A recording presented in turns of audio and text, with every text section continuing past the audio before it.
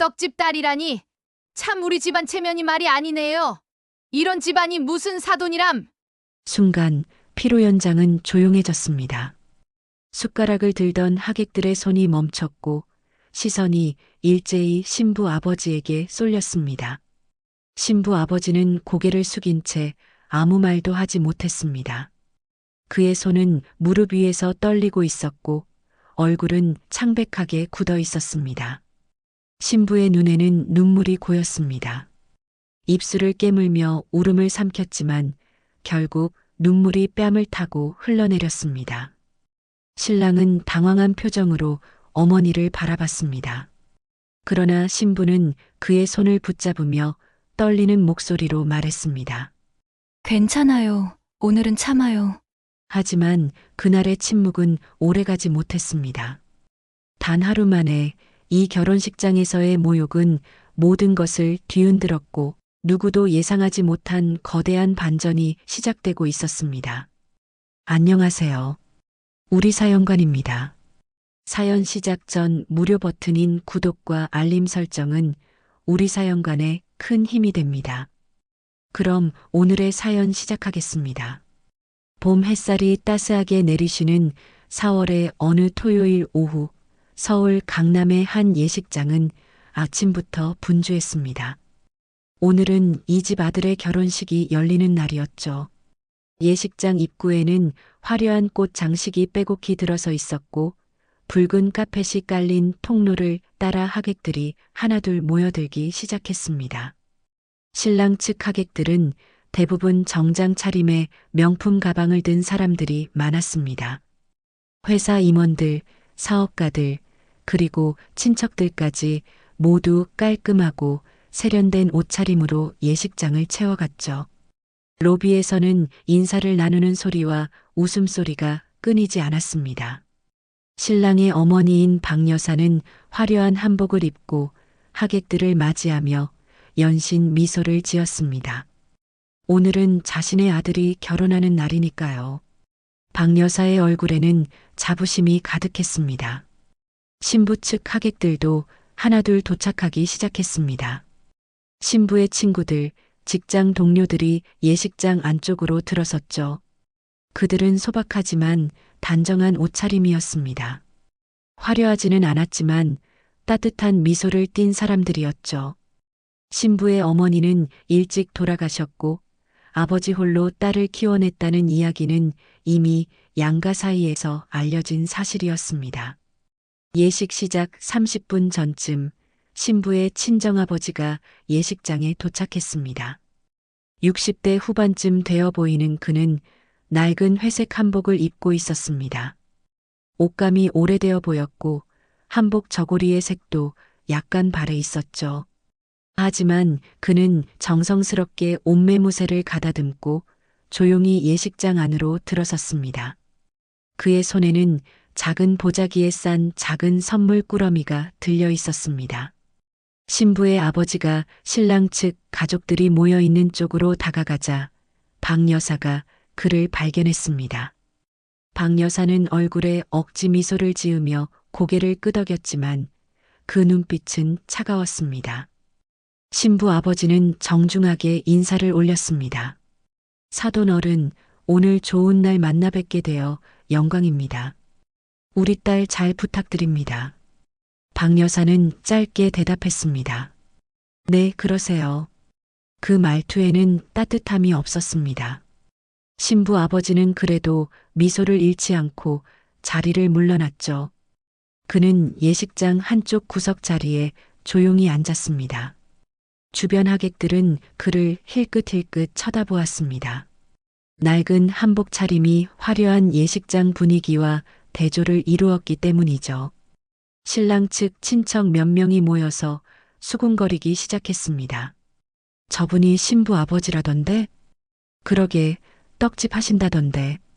평생 떡 만들어서 딸 하나 키우셨대.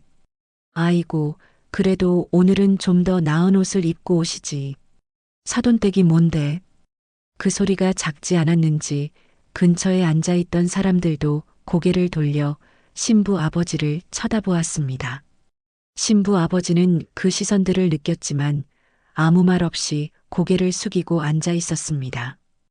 그의 손은 무릎 위에서 가만히 떨리고 있었죠. 예식 시간이 다가오자 양가 부모들이 예식장 앞쪽으로 나왔습니다. 신랑의 아버지는 고급 양복을 차려입고 당당하게 서 있었고 박 여사는 화려한 한복을 입고 그 옆에 섰습니다. 반면 신부의 아버지는 여전히 낡은 한복 차림으로 조용히 자리에 섰죠. 사람들은 양가 부모를 비교하며 또다시 수군거렸습니다. 드디어 예식이 시작되었습니다. 웨딩 마치가 울려 퍼지고 신부가 아버지의 팔을 잡고 입장했습니다. 하얀 웨딩드레스를 입은 신부는 아름다웠습니다. 신부 아버지는 딸의 손을 꼭 잡고 천천히 걸어갔죠. 그의 눈에는 눈물이 맺혀 있었습니다. 평생을 혼자 키워온 딸이 이제 시집을 가는 것입니다. 기쁘면서도 서운한 마음이 가슴 가득 차올랐죠. 신부를 신랑에게 인도하고 신부 아버지는 자리로 돌아왔습니다. 그는 조용히 눈물을 닦으며 앉았습니다. 주변 하객들은 그의 모습을 보며 고개를 끄덕였습니다. 소박하지만 정 많은 아버지의 모습이 역력했으니까요. 예식은 순조롭게 진행되었습니다. 주례 선생님의 말씀이 이어지고 신랑 신부는 서로에게 예를 올렸습니다. 하객들은 박수를 치며 축하했죠. 예식장 안은 따뜻한 분위기로 가득했습니다. 적어도 그 순간만큼은 모든 것이 평화로워 보였습니다. 예식이 끝나고 양가 부모들이 다시 한번 인사를 나누는 시간이 있었습니다. 신부 아버지는 다시 한번 정중하게 절을 올렸습니다. 박 여사는 형식적으로 받아주었지만 그 표정은 여전히 차가웠습니다. 신랑의 아버지도 짧게 인사만 하고 돌아섰죠. 하객들은 로비로 나가 식사 장소로 이동하기 시작했습니다. 예식장 밖에서는 사람들이 모여 이야기를 나누었습니다. 그중 몇몇은 여전히 신부 집안에 대해 이야기하고 있었죠. 그래도 떡집이면 그럭저럭 살만하지 않을까? 글쎄, 요즘 떡집이 장사가 잘 될까? 요즘은 빵집이나 카페가 대세인데. 그러게 말이야. 신랑 집안이랑은 차이가 좀 나네. 그런 이야기들이 여기저기서 오갔습니다. 신부 아버지는 그 모든 말들을 들었을까요? 아니면 듣지 못했을까요? 그는 여전히 조용히 혼자 걸어가고 있었습니다. 예식은 끝났지만 이제 본격적인 피로연이 시작될 참이었습니다. 사람들은 각자의 자리를 찾아 앉고 음식이 나오기를 기다렸죠. 신랑 신부는 양가 부모와 함께 하객들에게 인사를 돌렸습니다. 웃음소리와 축하의 말들이 여기저기서 터져나왔습니다. 하지만 그 화려한 분위기 속에서도 어딘가 불편한 공기가 흐르고 있었습니다. 박 여사의 시선은 계속해서 신부와 신부 아버지를 향하고 있었고 그 눈빛에는 뭔가 불만스러운 기색이 가득했습니다. 신부는 그것을 느꼈지만 오늘만큼은 참기로 했습니다. 결혼식이니까요. 행복한 날이니까요. 하지만 그 평화는 오래가지 못할 것이었습니다. 피로 연장으로 자리를 옮긴 하객들은 각자 지정된 테이블에 앉았습니다. 신랑 측 테이블과 신부 측 테이블이 나뉘어 있었고 양가 부모들은 가장 앞쪽 상석에 자리를 잡았습니다. 음식이 하나둘 나오기 시작했고 사람들은 식사를 하며 담소를 나누었습니다. 웨이터들이 바쁘게 오가고 피로 연장하는 활기찬 분위기로 가득했죠. 신부 아버지는 신부 측 테이블 한쪽 끝자리에 조용히 앉아 있었습니다. 그는 음식을 조금씩 먹으며 딸이 신랑과 함께 하객들에게 인사하는 모습을 바라보았습니다. 딸의 얼굴에는 환한 미소가 피어 있었죠. 그 모습을 보는 것만으로도 아버지의 가슴은 벅차올랐습니다. 평생을 이날을 위해 살아온 것 같았으니까요. 그런데 그때였습니다. 상석에 앉아있던 박 여사의 목소리가 피로 연장 안에 울려 퍼졌습니다. 일부러 큰 소리로 말하는 것 같았습니다. 어머, 그러니까 사돈 어른께서는 떡집을 하신다는 거죠? 주변 테이블에 앉아 있던 사람들의 시선이 일제히 박 여사 쪽으로 쏠렸습니다. 박 여사는 신랑의 고모와 이야기를 나누고 있었는데 그 목소리가 일부러 크게 들리도록 조절하는 것 같았습니다. 신랑의 고모가 대답했습니다. 네, 그렇다던데요. 평생을 떡 만들어서 사셨다고 들었어요. 박 여사는 입꼬리를 살짝 올리며 말했습니다. 떡집 딸이라니 참 우리 집안 체면이 말이 아니네요. 이런 집안이 무슨 사돈이람. 아이고 정말. 그 말이 끝나자마자 주변이 조용해졌습니다. 음식을 먹던 사람들도 손을 멈추고 박 여사 쪽을 쳐다보았죠. 신부 측 테이블에 앉아있던 사람들의 얼굴도 굳어졌습니다. 신부 아버지는 고개를 숙인 채 아무 말도 하지 못했습니다. 손에 쥔 숟가락이 미세하게 떨렸죠. 신랑의 고모는 당황한 표정으로 박 여사를 쳐다보았지만 박 여사는 아랑곳하지 않고 계속 말을 이어갔습니다. 요즘 세상에 떡집이라니. 그것도 동네 구석에서 하는 작은 떡집이라던데. 우리 아들이 얼마나 좋은 집안 출신인데 이렇게 격이 안 맞는 혼처를 정하다니. 피로 연장 안의 공기가 얼어붙었습니다. 하객들은 서로 눈치를 보며 수군거리기 시작했습니다. 신부 측 하객들은 얼굴이 붉어졌고 신랑 측 하객들은 어색한 표정으로 고개를 숙였습니다. 누구도 박 여사의 말을 막지 못했습니다. 신랑 신부는 다른 테이블에서 인사를 돌리고 있었기에 이 상황을 직접 보지는 못했습니다. 하지만 신부의 친구 한 명이 황급히 신부에게 다가가 귓속말로 상황을 전했습니다. 신부의 얼굴이 창백해졌습니다. 신랑도 그 분위기를 느끼고 상석 쪽을 바라보았죠. 박 여사는 여전히 말을 이어가고 있었습니다. 그래도 우리 며느리가 예쁘긴 하니 뭐 어쩌겠어요. 하지만 집안 배경이 이러니 앞으로 시댁 행사 때마다 걱정이네요. 친정 식구들 데리고 오면 창피해서 어쩌나. 그 말에 신부의 얼굴이 완전히 굳었습니다. 신부는 입술을 꾹 깨물었습니다. 눈물이 차오르는 것을 겨우 참으며 신랑의 손을 꽉 잡았죠. 신랑은 어머니 쪽으로 걸어가려 했지만 신부가 그의 팔을 붙잡았습니다. 괜찮아요. 오늘은 참아요. 신부의 목소리는 떨렸지만 단호했습니다. 신랑은 미안한 표정으로 신부를 바라보았습니다. 하지만 무엇을 어떻게 해야 할지 몰랐죠. 어머니의 성격을 잘 아는 그였기에 지금 가서 말려봤자 상황만 더 악화될 것이라는 것을 알고 있었습니다. 박 여사의 목소리는 계속 이어졌습니다. 옷차림부터가 촌스럽잖아요. 저 한복 좀 보세요. 얼마나 오래된 건지. 오늘 같은 날은 좀 더 신경 써서 입고 오시지. 그 말에 신랑의 아버지조차 난처한 표정을 지었습니다. 그는 작은 목소리로 아내를 말렸습니다. 여보, 그만해요. 사람들이 다 듣잖소. 하지만 박 여사는 들은 척도 하지 않았습니다. 다 들으라고 하는 말이에요. 이런 집안과 혼사를 치르게 된 게 얼마나 창피한지 모르겠어요. 우리 집안이 뭔데? 하객들은 이제 대놓고 웅성거렸습니다. 누군가는 고개를 가로저었고 누군가는 혀를 찼습니다. 신부 측 하객들은 화가 났지만 이곳은 신랑 측 예식장이었고 감히 나서기 어려운 분위기였습니다. 그저 분한 마음을 삼키며 자리에 앉아 있을 뿐이었죠. 신부 아버지는 여전히 고개를 숙이고 있었습니다. 그의 어깨가 축 처져 있었고 손은 무릎 위에서 떨리고 있었습니다.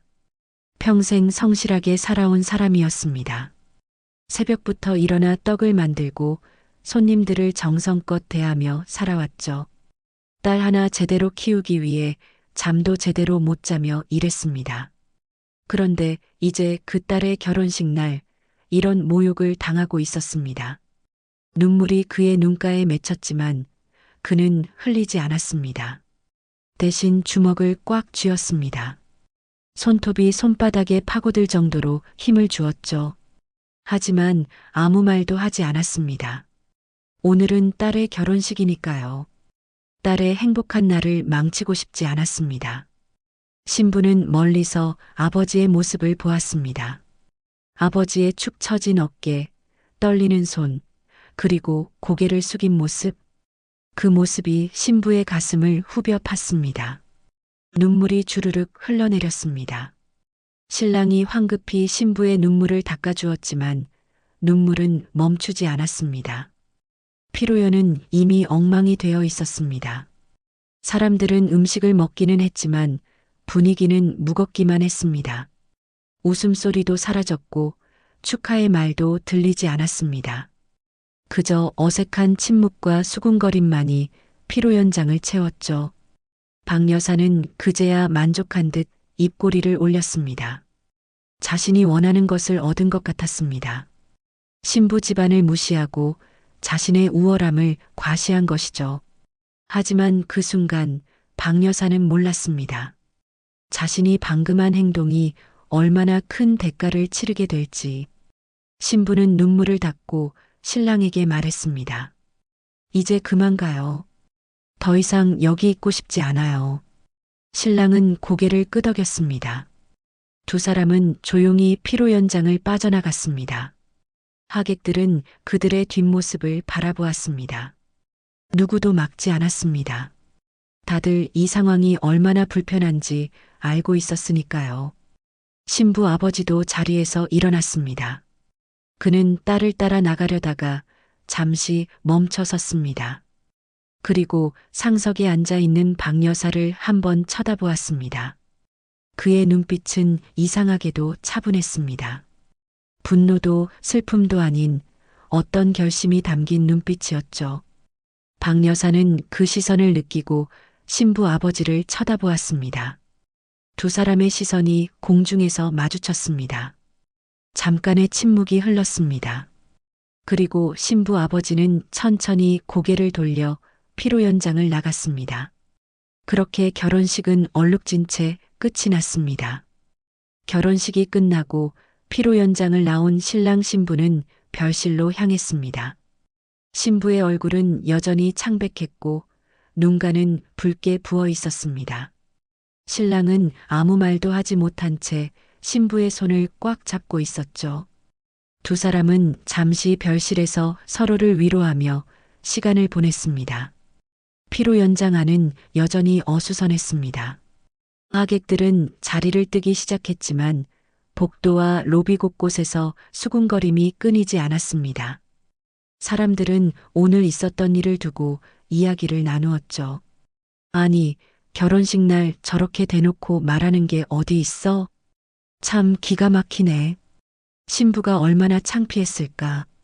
시어머니가 원래 좀 독하다는 소문은 들었는데 오늘 직접 보니 정말 심하네. 신부 아버지는 얼마나 마음이 아팠을까. 평생 딸 하나 키우느라 고생했을 텐데. 그런 이야기들이 여기저기서 오갔습니다. 신랑 측 하객들조차 박 여사의 행동에 대해 좋지 않게 이야기했습니다. 하지만 정작 박 여사는 그런 분위기를 전혀 신경 쓰지 않는 듯 보였습니다. 오히려 당당하게 자리를 지키고 있었죠. 신랑의 고모가 조심스럽게 박 여사에게 다가가 말했습니다. 형님, 아까 말씀이 좀 지나치셨던 것 같아요. 사람들이 다 들었잖아요. 박 여사는 코웃음을 쳤습니다. 지나치긴요. 사실대로 말한 것뿐인데요. 떡집 딸이 우리 집안에 시집 오는 게 얼마나 과분한 일인데. 그 정도는 알고 살아야죠. 고모는 더 이상 말하지 못하고 한숨만 쉬었습니다. 주변 사람들도 박 여사의 말을 듣고 고개를 저었지만 아무도 직접적으로 나서서 말리지는 못했습니다. 박 여사의 성격이 워낙 강했기 때문이죠. 신랑의 아버지는 난처한 표정으로 아내에게 다가갔습니다. 여보, 이제 그만하고 집에 가요. 사람들이 다 가고 있잖소.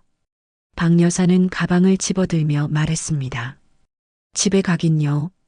아직 패백도 받아야 하는데 며느리가 제대로 할 수 있을지 두고 봐야죠. 신랑의 아버지는 더 이상 말하지 못했습니다. 아내의 고집을 꺾을 수 없다는 것을 잘 알고 있었으니까요. 그는 그저 무거운 한숨만 내쉬었습니다. 한편 신부 측 하객들은 분한 마음을 안고 예식장을 떠났습니다. 신부의 친구들은 화가 나서 어쩔 줄을 몰랐습니다. 언니가 얼마나 착한데 어떻게 저런 말을 할 수가 있어? 정말 너무하다. 결혼식 날 저렇게 망치는 시어머니가 어디 있어? 언니 아버지는 얼마나 상처받으셨을까? 보는 내가 다 마음 아팠어. 그들은 신부를 걱정하며 예식장을 떠났습니다. 신부 아버지는 이미 먼저 자리를 떴습니다. 그는 아무에게도 말하지 않고 조용히 사라졌죠. 패백 시간이 되었습니다. 신랑 신부는 별도로 마련된 패백실로 들어갔습니다. 박 여사와 신랑의 아버지가 자리에 앉았고 신랑 신부는 큰 절을 올렸습니다. 신부는 떨리는 손으로 대추와 밤을 올렸죠. 박 여사는 그것을 받으며 또다시 입을 열었습니다. 절도 제대로 못하네. 집에서 배워오지 않았나 봐. 신부의 손이 더욱 떨렸습니다. 신랑이 신부의 손을 꽉 잡아주었습니다. 박 여사는 계속해서 말을 이어갔습니다. 앞으로 시댁에 올 때는 옷도 좀 신경 써서 입고 와. 친정 식구들이 워낙 그러니까 내가라도 제대로 해야지. 신부는 눈물을 참으며 고개를 숙였습니다. 대답은 하지 못했습니다. 목이 메어서 말이 나오지 않았으니까요. 신랑은 어머니를 쳐다보며 간신히 입을 열었습니다. 어머니, 오늘은 좋은 날이니까 그런 말씀은 하지 마세요. 박 여사는 아들을 노려보며 말했습니다. 좋은 날이니까 하는 말이야. 앞으로 어떻게 살아야 할지 미리 알려주는 거지. 신랑의 아버지는 아무 말도 하지 않았습니다. 그저 고개를 숙이고 앉아 있을 뿐이었죠. 패백은 그렇게 차갑고 무겁게 진행되었습니다. 패백이 끝나고 신랑 신부는 패백실을 나왔습니다.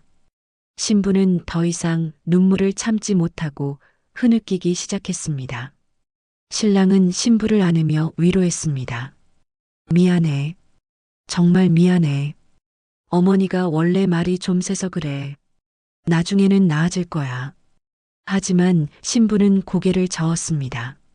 오늘 아버지가 얼마나 상처받으셨을까. 나 때문에 아버지가 그런 수모를 당하셨어. 신랑은 할 말이 없었습니다.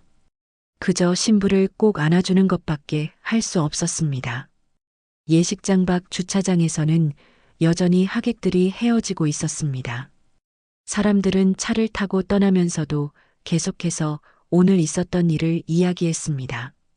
이 결혼식은 분명 오랫동안 회자될 것이었습니다. 좋은 의미가 아닌 불편한 기억으로 말이죠. 신랑의 친척 한 명이 주차장에서 다른 친척에게 말했습니다. 형님 댁새 며느리 참 불쌍하네. 앞으로 시집살이 어떻게 할까? 그러게 말이야. 박 여사가 워낙 성격이 강하니까 며느리가 고생 좀 하겠어. 떡집 딸이라고 무시하던데 사실 요즘은 그런 게 무슨 의미가 있나? 사람이 중요하지. 맞아. 근데 박 여사는 그런 거 안 통해. 집안, 배경, 그런 거 엄청 따지잖아. 사람들은 고개를 저으며 차에 올랐습니다. 오늘 결혼식은 정말 기억에 남을 만한 결혼식이었습니다. 나쁜 의미로 말이죠. 해가 저물어 가고 있었습니다. 예식장은 점점 비어갔고 남은 사람은 얼마 되지 않았습니다. 신랑 신부는 예식장 로비에서 마지막 하객들을 배웅했습니다. 지친 얼굴로 인사를 나누었죠. 박 여사는 만족스러운 표정으로 예식장을 떠났습니다. 자신이 해야 할 말을 다 했다고 생각했습니다. 며느리에게 자신의 위치를 확실히 알려줬다고 믿었죠. 하지만 그 순간 박 여사는 전혀 몰랐습니다. 자신이 오늘 한 행동이 얼마나 큰 파장을 일으킬지. 신랑 신부는 그날 밤 신혼집으로 향했습니다. 신부는 차 안에서 계속 울었습니다.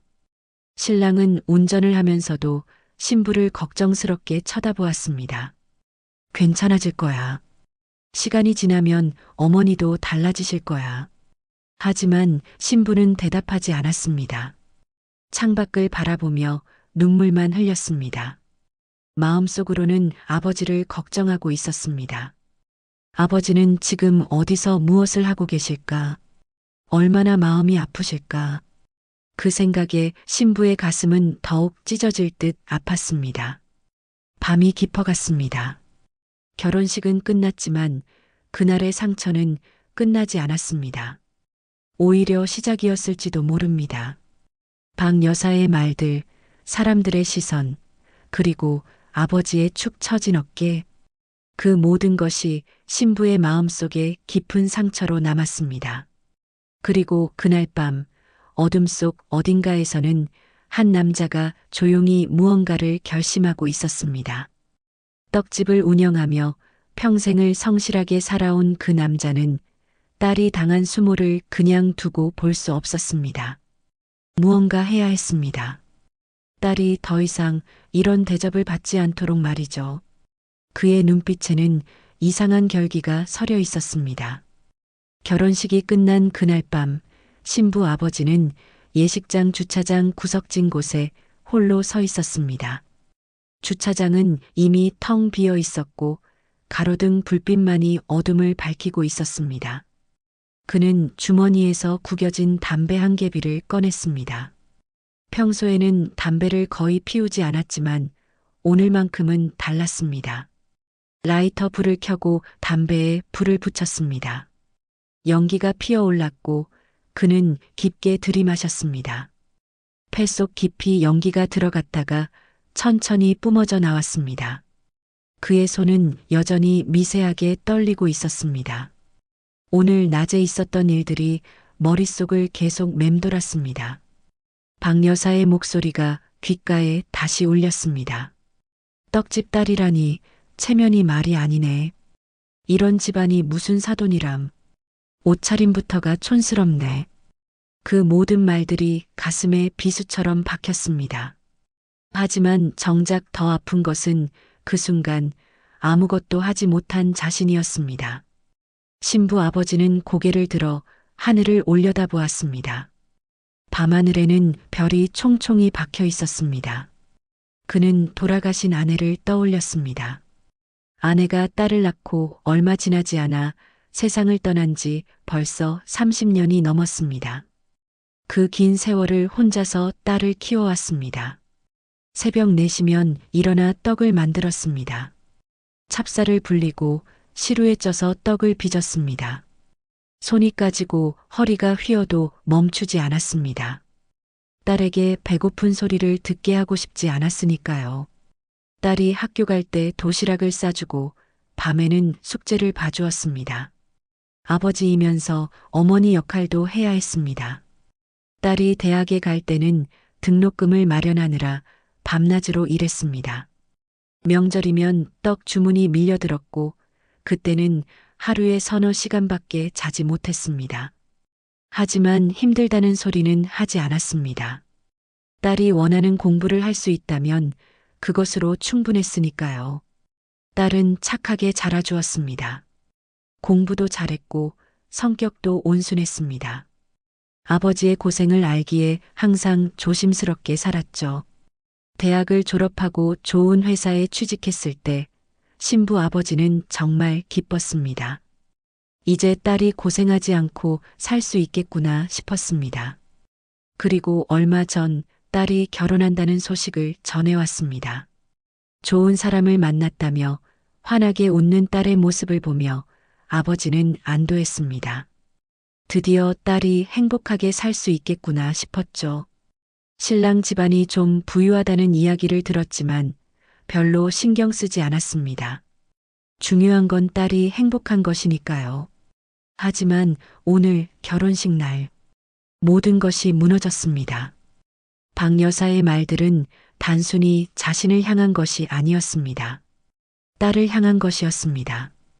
딸의 뿌리를, 딸의 배경을, 딸의 존재 자체를 부정하는 말이었습니다. 그것이 가장 견디기 힘들었습니다. 신부 아버지는 담배를 한 모금 더 깊게 들이켰습니다. 연기가 폐를 채우고 다시 뿜어져 나왔습니다. 그의 눈빛이 점점 단단해졌습니다. 참을 수 없었습니다.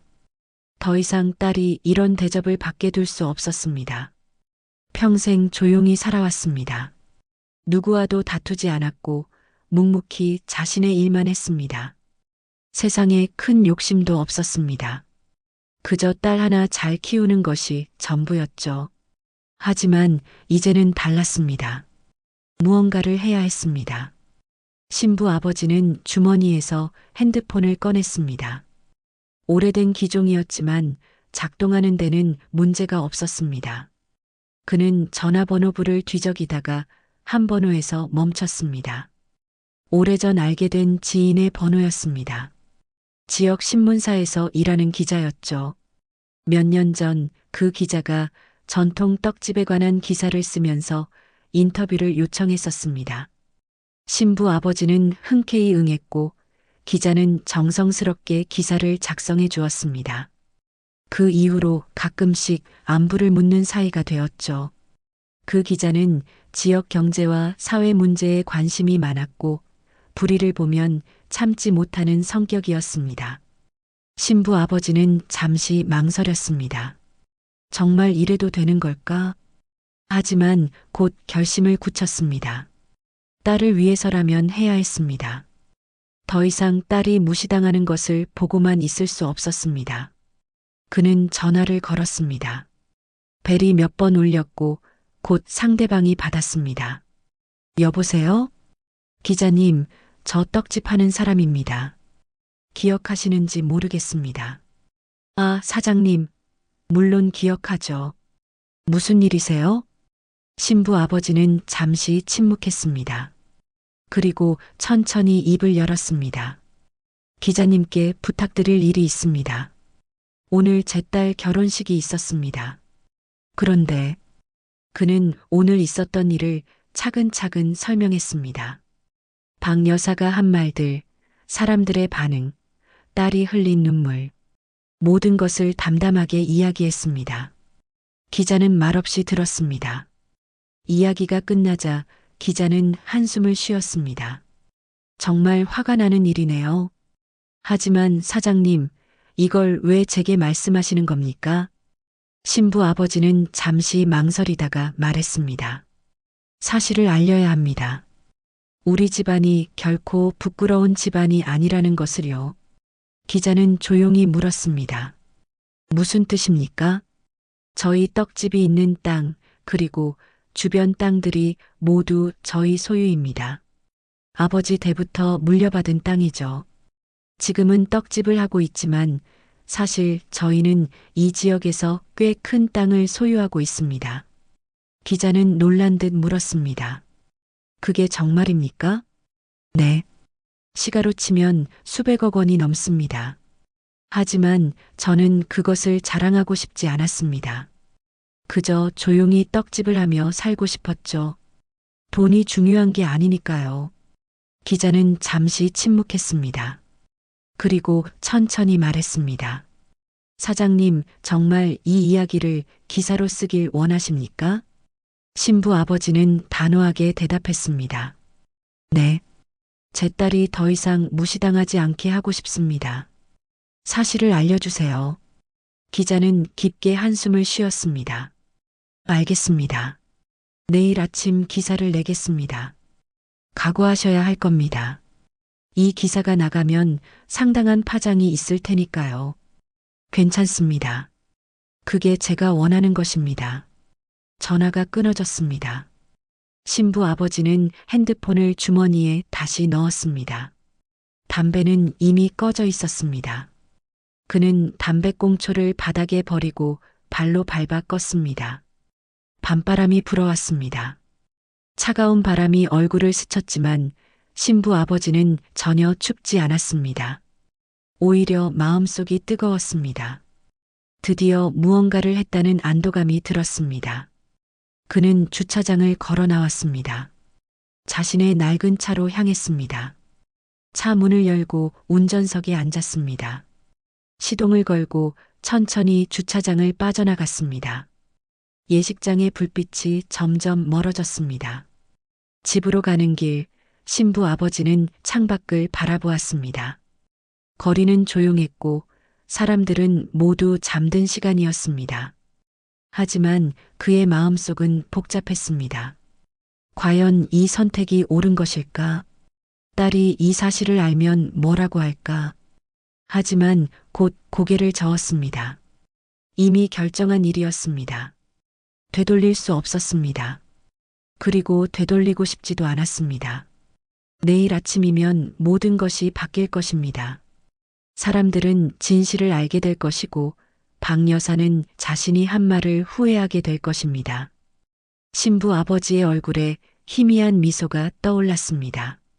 슬픈 미소였지만 동시에 결연한 미소였습니다. 내일이면 모든 것이 달라질 것입니다. 다음 날 새벽 동이 트기 전 이른 시간이었습니다. 지역 신문사 사회부 기자실에는 불이 환하게 켜져 있었습니다. 어젯밤 신부 아버지로부터 전화를 받은 기자는 밤새 잠을 이루지 못했습니다. 그 이야기가 계속 머릿속을 맴돌았기 때문이죠. 기자는 책상 앞에 앉아 컴퓨터 화면을 응시했습니다. 빈 문서창이 깜빡이고 있었습니다. 키보드에 손을 올렸지만 쉽게 글이 써지지 않았습니다. 이 기사를 쓰는 것이 옳은 일일까? 잠시 고민했지만 곧 결심을 굳혔습니다. 진실은 알려져야 했습니다. 기자는 천천히 타자를 치기 시작했습니다. 제목부터 신중하게 작성했습니다. 결혼식장에서 모욕당한 떡집 딸, 알고 보니 시댁보다 큰 자산가의 딸이었다. 제목을 보며 잠시 망설였지만 이것이 사실이었습니다. 본문 작성에 들어갔습니다. 기사는 어제 결혼식에서 있었던 일을 상세히 다뤘습니다. 물론 실명은 거론하지 않았지만 상황은 구체적으로 서술했습니다.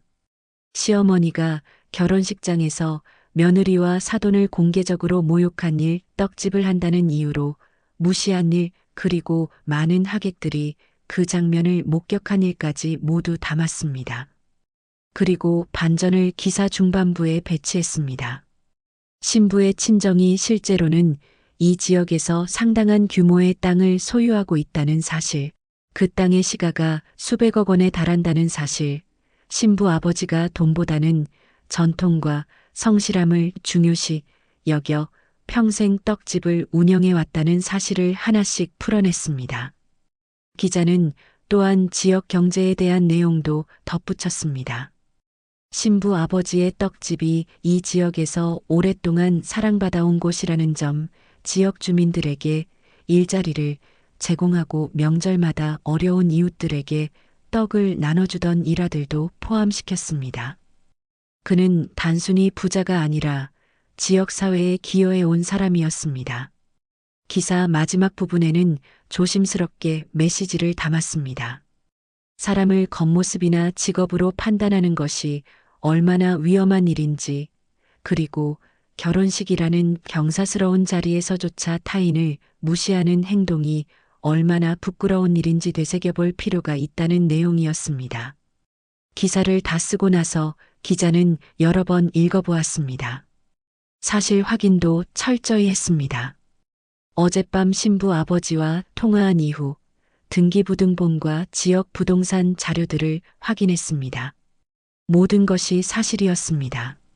신부 아버지가 소유한 땅의 규모는 생각보다 훨씬 컸습니다.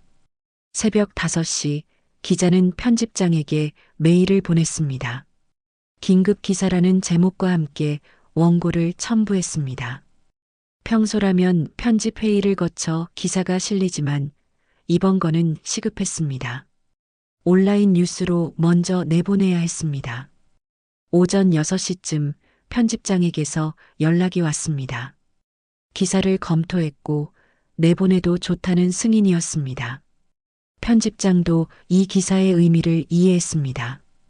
단순히 흥미 위주의 기사가 아니라 사회적 메시지를 담은 기사였으니까요. 오전 7시 기사는 신문사 온라인 뉴스에 게재되었습니다. 처음에는 조회수가 천천히 올랐습니다. 하지만 아침 출근 시간이 되자 상황이 달라졌습니다. 사람들이 기사를 읽기 시작했고 댓글이 달리기 시작했습니다. 세상에 이런 일이 실제로 있었다니. 시어머니 정말 창피하겠네. 떡집이라고 무시했는데 알고 보니 자기네보다 부자였다니. 돈이 많고 적고의 문제가 아니라 사람을 그렇게 대하면 안 되는 거지. 며느리가 얼마나 상처받았을까. 결혼식 날 저런 일을 당하다니. 댓글은 점점 늘어났고 기사는 빠르게 확산되기 시작했습니다.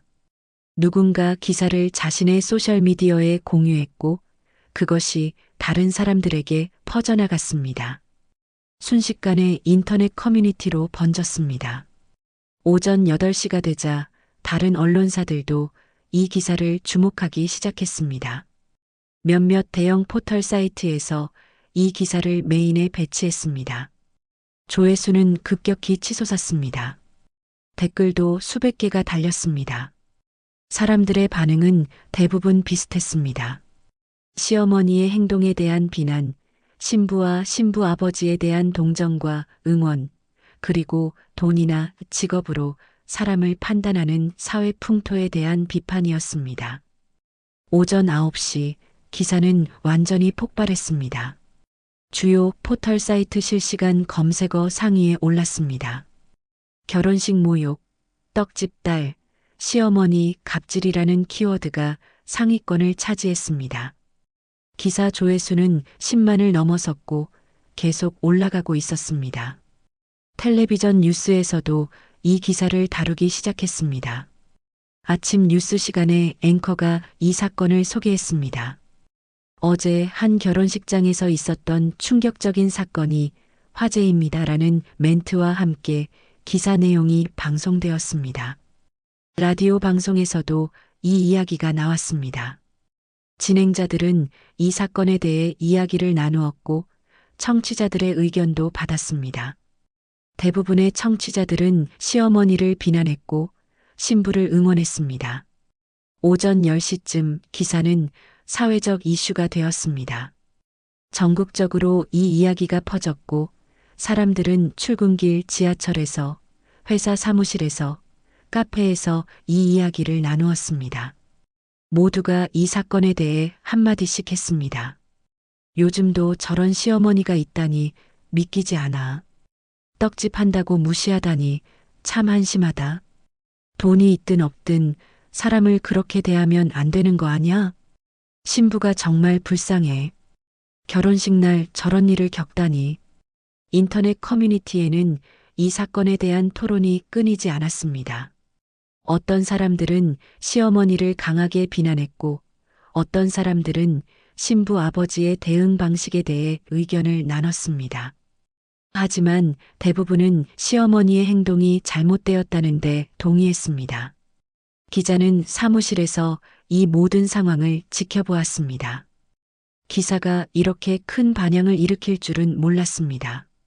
컴퓨터 화면에는 계속해서 댓글 알림이 떴고 조회수는 계속 올라갔습니다.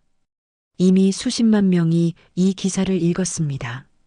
기자는 신부 아버지에게 전화를 걸었습니다. 기사가 나갔다는 것을 알려주고 상황을 설명해야 했습니다.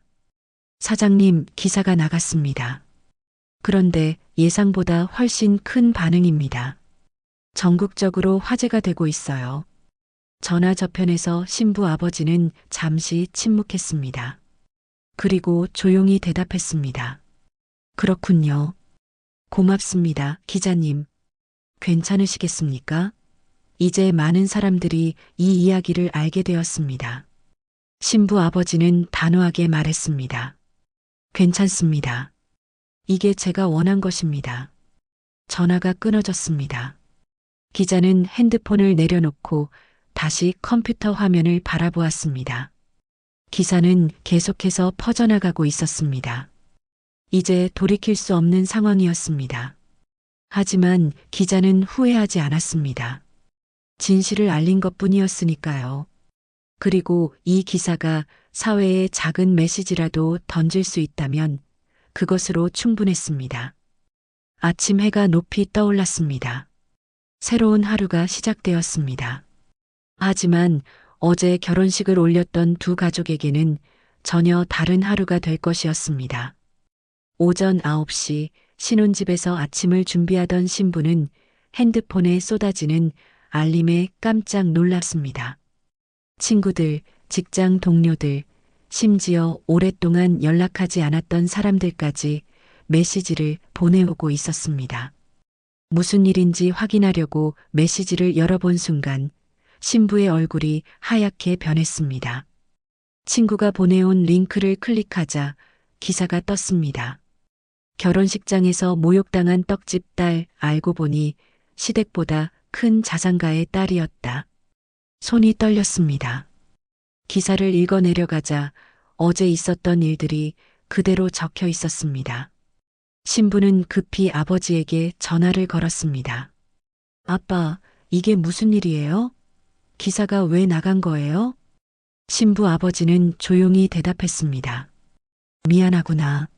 하지만 이렇게라도 해야 했어. 너를 더 이상 그렇게 무시당하게 둘 수 없었단다. 아빠, 이러시면 안 되는데. 이제 시댁 식구들이 이걸 알면. 괜찮아. 너는 당당하게 살면 돼. 전화를 끊고 신부는 주저앉았습니다. 한편으로는 아버지의 마음이 이해되었지만 다른 한편으로는 걱정이 앞섰습니다. 같은 시각 신랑도 회사에서 이 기사를 접했습니다. 동료가 다가와 물었습니다. 자네 어제 결혼식 올렸지? 혹시 이 기사 봤나? 신랑이 기사를 보는 순간 얼굴이 굳었습니다. 어머니가 한 말들, 장인어른이 당한 모욕, 그리고 장인 댁의 실제 재산 규모까지 모두 공개되어 있었습니다. 신랑은 급히 어머니에게 전화를 걸었지만 받지 않았습니다. 불안한 마음에 조퇴를 하고 집으로 향했습니다. 박 여사의 집은 이미 난리가 난 상태였습니다.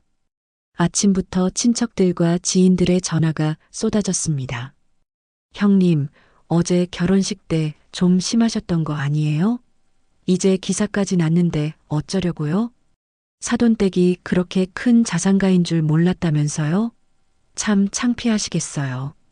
박 여사는 전화를 끊고 또 끊었지만 전화는 계속 걸려왔습니다. 결국 핸드폰을 꺼버렸습니다.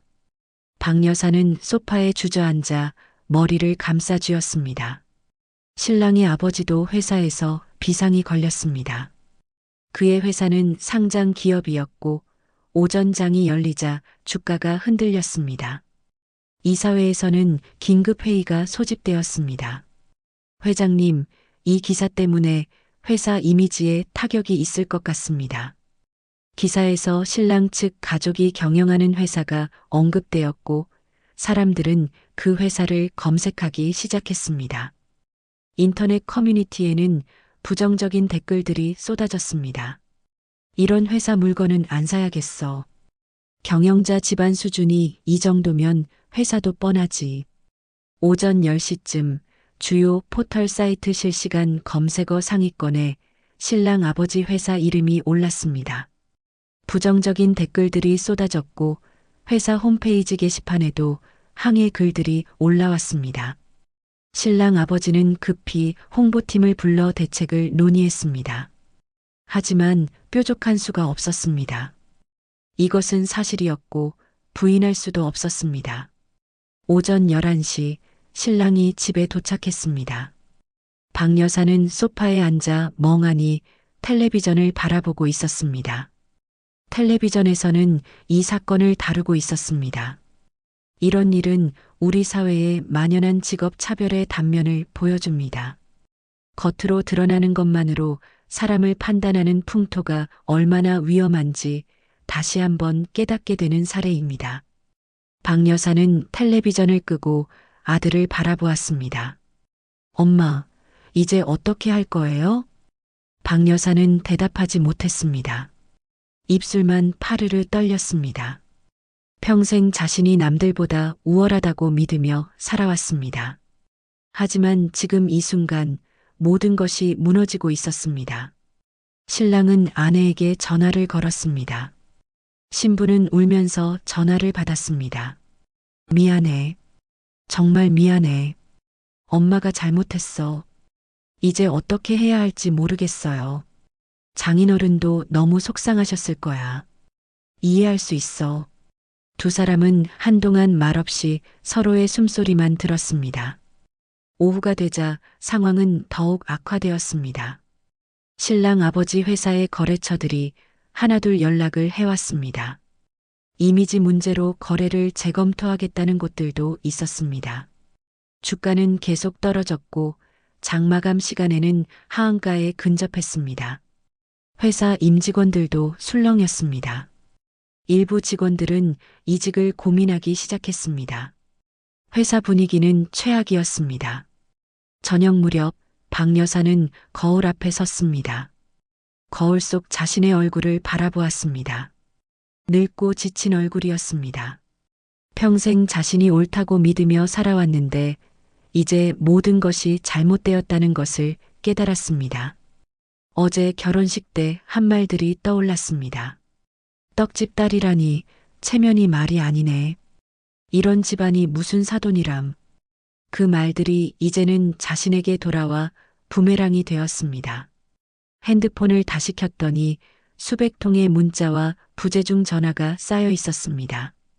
친구들, 친척들, 지인들 모두가 연락을 해왔습니다. 하지만 정작 위로해주는 사람은 아무도 없었습니다. 모두 비난하거나 핀잔을 주는 사람들 뿐이었습니다. 박 여사는 다시 핸드폰을 껐습니다.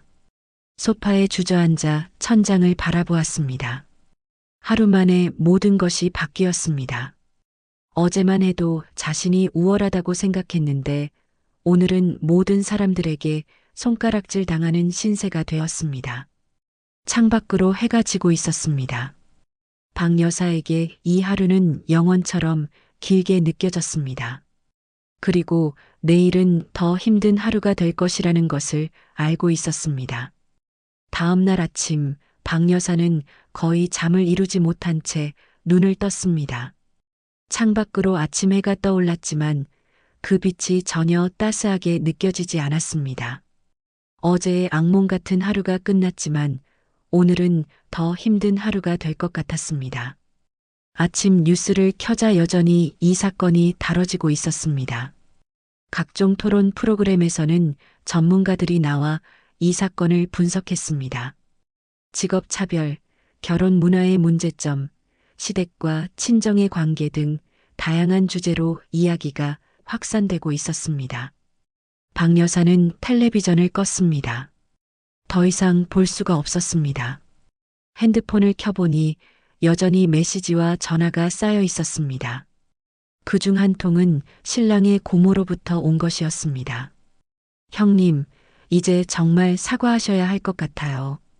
이대로 가다간 우리 집안 전체가 망가져요. 박 여사는 고모의 메시지를 읽고 한숨을 쉬었습니다. 사과. 그 단어가 머릿속을 맴돌았습니다. 평생 누구에게도 머리 숙인 적 없던 자신이 이제 사과를 해야 한다는 것이 믿기지 않았습니다. 신랑 아버지도 일찍 출근했다가 다시 집으로 돌아왔습니다. 회사 분위기가 최악이었습니다. 임원들이 모여서 긴급 대책 회의를 열었고 결론은 하나였습니다. 회장 부인이 직접 나서서 사과해야 한다는 것이었습니다. 여보, 이제 어쩔 수 없소. 당신이 직접 사과해야 해요. 회사가 무너지고 있어요. 신랑 아버지의 목소리는 지쳐 있었습니다. 얼굴에는 깊은 주름이 더욱 깊어 보였습니다. 박 여사는 남편을 바라보았습니다. 결혼한 지 30년이 넘었지만 이렇게 초라한 모습의 남편을 본 적은 없었습니다. 내가 정말 사과를 해야 하나요? 박 여사의 목소리는 떨렸습니다. 신랑 아버지는 고개를 끄덕였습니다. 그래야 해요. 아니면 우리가 쌓아온 모든 것이 무너져요. 회사도 명예도 모든 것이요. 박 여사는 소파에 주저앉았습니다. 평생 자신이 옳다고 믿으며 살아왔는데 이제 그 모든 것이 잘못되었다는 것을 인정해야 했습니다. 가슴이 무너지는 것 같았습니다. 그날 오후 신랑이 집에 찾아왔습니다. 아내와 함께였습니다. 신부는 눈이 퉁퉁 부어 있었고 얼굴은 창백했습니다. 신랑도 지쳐 보였습니다. 두 사람은 거실에 들어서자 박 여사와 마주했습니다. 박 여사는 며느리를 바라보았습니다. 이틀 전만 해도 무시하고 깎아내렸던 그 며느리가 지금은 다르게 보였습니다. 그저 평범한 젊은 여자였습니다. 사랑하는 사람과 결혼해서 행복하기를 바라는 평범한 신부였습니다. 침묵이 흘렀습니다. 아무도 먼저 말을 꺼내지 못했습니다. 시계 초침 소리만 거실에 울려 퍼졌습니다. 한참이 지나서야 박 여사가 입을 열었습니다. 미안하다. 짧은 말이었지만 그 말을 하는데 엄청난 용기가 필요했습니다. 박 여사의 목소리는 떨렸고 눈에는 눈물이 맺혔습니다. 결혼식 날 내가 한 말들 정말 잘못했다. 너희들을 특히 내 아버지를 그렇게 대한 건 정말 잘못된 일이었어. 신부는 고개를 숙였습니다. 눈물이 뺨을 타고 흘러내렸습니다.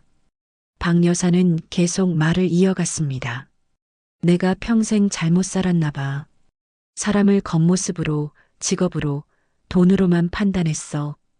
그게 얼마나 잘못된 건지 이제야 알겠구나. 박 여사도 눈물을 흘렸습니다. 평생 남 앞에서 눈물을 보인 적 없던 그였지만 이제는 참을 수 없었습니다. 용서해다오. 내가 너무 어리석었어. 내 아버지께도 정말 죄송하다고 전해줘. 신부는 고개를 들어 시어머니를 바라보았습니다. 박 여사의 얼굴에는 진심 어린 후회가 가득했습니다. 신부는 눈물을 닦으며 말했습니다. 저도 제 아버지가 기사를 낸 것에 대해서는 죄송합니다. 하지만 아버지도 너무 속상하셨던 거예요. 박 여사는 고개를 끄덕였습니다. 알아. 내 아버지가 얼마나 마음 아프셨을지 이제는 알 것 같아. 내가 잘못했어. 신랑은 어머니와 아내를 번갈아 바라보았습니다. 두 사람이 이렇게 마주 앉아 대화하는 것만으로도 기적 같았습니다. 하지만 문제는 끝나지 않았습니다. 사과는 했지만 세상은 이미 알고 있었습니다. 인터넷에는 여전히 기사가 퍼지고 있었고 사람들은 계속해서 이야기하고 있었습니다. 신랑 아버지 회사의 주가는 여전히 바닥을 치고 있었습니다. 저녁이 되자 신랑 아버지에게 거래처 사장들로부터 전화가 걸려왔습니다. 주요 거래처 3곳이 계약을 해지하겠다고 통보했습니다. 이유는 명확했습니다. 회사 이미지가 실추되어 함께 일하기 어렵다는 것이었습니다. 신랑 아버지는 전화를 끊고 망연자실한 표정으로 서 있었습니다. 30년 넘게 쌓아온 회사가 단 이틀 만에 무너지고 있었습니다. 그는 아내를 돌아보았습니다. 여보, 우리 회사가 정말 위험해요. 주요 거래처들이 등을 돌리고 있어요. 박 여사는 충격을 받은 표정이었습니다. 자신의 말 한마디가 이렇게 큰 파장을 일으킬 줄은 몰랐습니다. 단순히 며느리를 무시하고 싶었을 뿐인데 이제는 가족 전체가, 회사 전체가 위기에 처했습니다. 그날 밤 박 여사는 혼자 방에 앉아 생각에 잠겼습니다. 어떻게 해야 할까요? 사과는 했지만 그것만으로는 부족했습니다. 세상 사람들에게도 사과해야 했습니다. 그리고 무엇보다 신부 아버지에게 직접 사과해야 했습니다. 다음 날 아침 박 여사는 결심을 굳혔습니다. 신부 아버지를 직접 찾아가기로 했습니다. 신랑에게 전화를 걸어 장인어른의 떡집 주소를 물어봤습니다. 신랑은 놀랐지만 주소를 알려주었습니다. 박 여사는 정성스럽게 옷을 차려입었습니다. 화려하지 않은 소박한 옷이었습니다. 거울을 보며 한숨을 쉬었습니다. 이제 자신의 잘못을 바로잡을 시간이었습니다. 차를 타고 신부 아버지의 떡집으로 향했습니다. 서울 외곽의 작은 동네였습니다. 오래된 건물들이 늘어선 골목길을 지나 떡집 앞에 도착했습니다. 간판에는 전통 떡집이라고 쓰여 있었고 소박하지만 깨끗한 가게였습니다.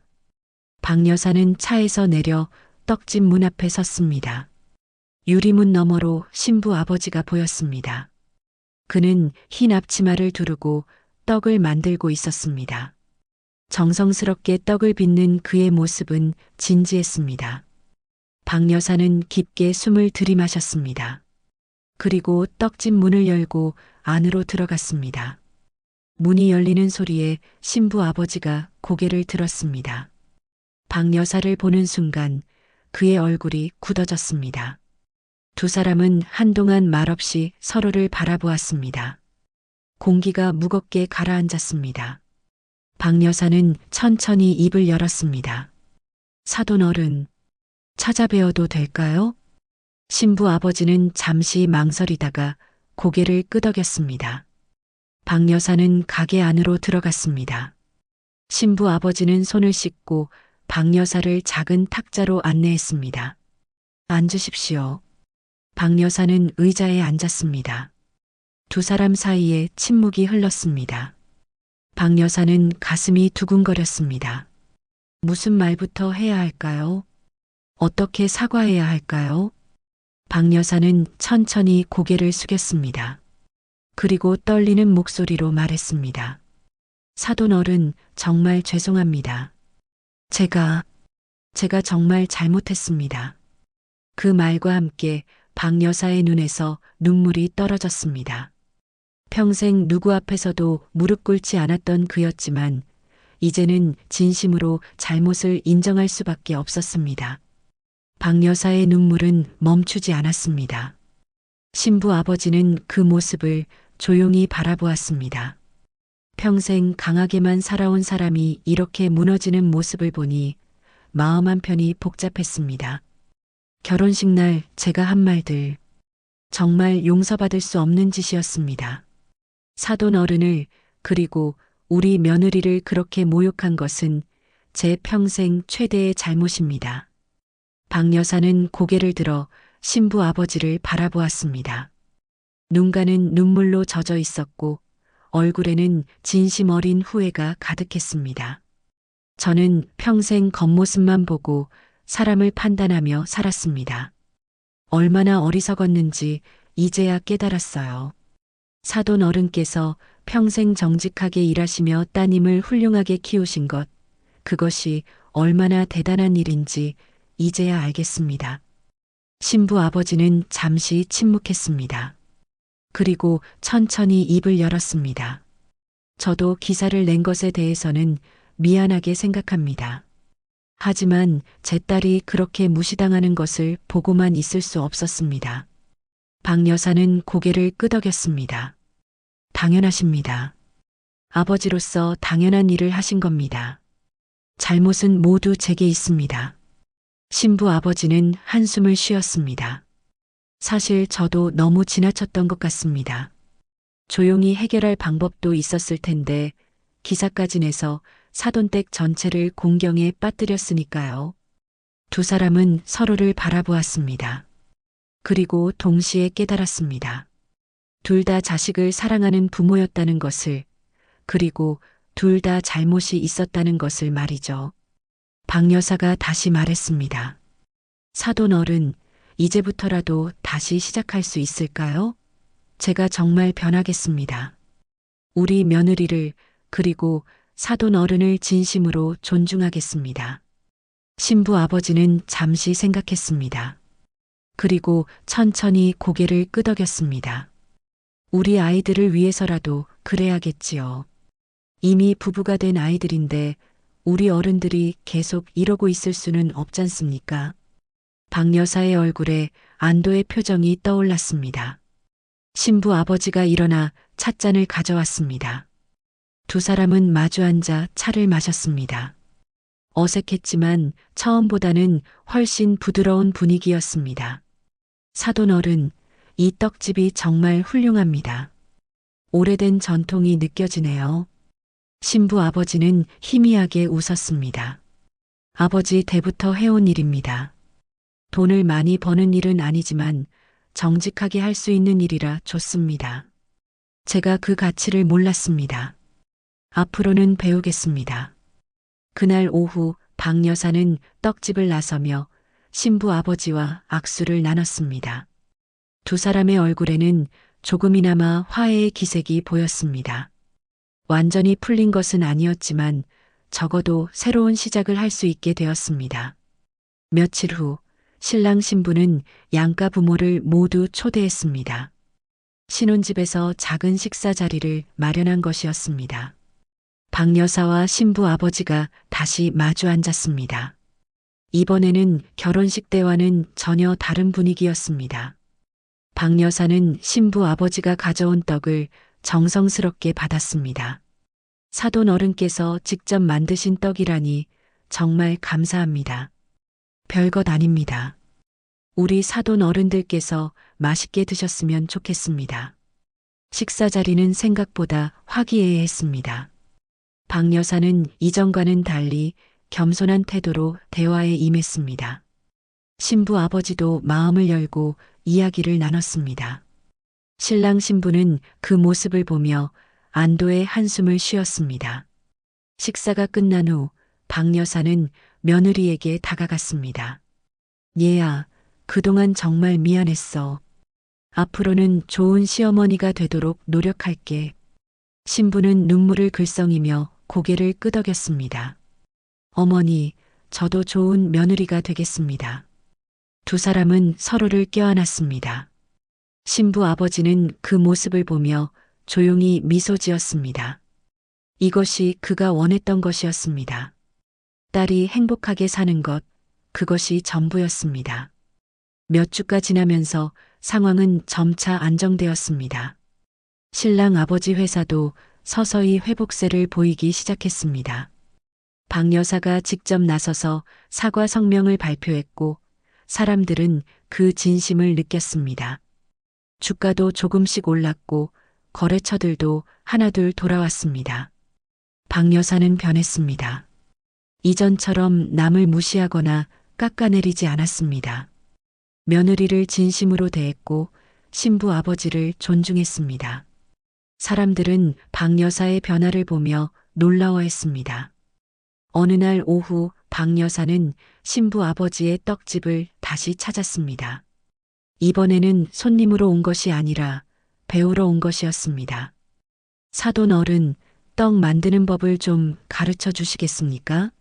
손주들에게 할머니가 만든 떡을 먹이고 싶어서요. 신부 아버지는 흔쾌히 동의했습니다. 두 사람은 나란히 서서 떡을 만들었습니다. 박 여사는 서툴렀지만 신부 아버지는 인내심을 가지고 가르쳐 주었습니다. 이렇게 정성을 담아 만들어야 맛있는 떡이 됩니다. 네, 사돈 어른. 이제야 알겠습니다. 이 일이 얼마나 귀한 일인지요. 그렇게 시간이 흘렀습니다. 신랑 신부는 행복하게 살았고 양가 부모들도 좋은 관계를 유지했습니다. 박 여사는 과거의 자신을 반성하며 새로운 사람으로 살아갔습니다. 결혼식 날의 모욕은 단 하루 만에 완전히 뒤집혔습니다. 하지만 그것보다 더 중요한 것은 사람들이 변화했다는 것이었습니다. 박 여사는 겸손을 배웠고 신부 아버지는 용서를 택했습니다. 그리고 두 가족은 진정한 가족이 되었습니다. 저녁 해가 지고 있었습니다. 신부 아버지는 떡집 문을 닫으며 하늘을 올려다보았습니다. 돌아가신 아내가 생각났습니다. 여보, 우리 딸 잘 시집갔어요. 이제 안심해도 될 것 같아요. 바람이 불어왔습니다. 따뜻한 바람이었습니다. 신부 아버지는 미소를 지으며 집으로 향했습니다. 내일은 며느리와 아들이 떡집에 놀러 온다고 했습니다. 함께 떡을 만들고 이야기를 나누고 가족의 시간을 보낼 것입니다. 그렇게 모든 것은 제자리를 찾았습니다. 힘든 시간도 있었지만 결국 사랑과 용서가 이겼습니다. 그리고 두 가족은 진정한 가족으로 하나가 되었습니다. 오늘의 이야기 어떠셨나요? 여러분의 마음에 와닿으셨다면 무료 버튼인 좋아요와 구독 꾹 눌러주시고 여러분의 의견을 댓글에 남겨주세요. 앞으로도 매일 특별한 사연을 배달해 드리겠습니다. 감사합니다.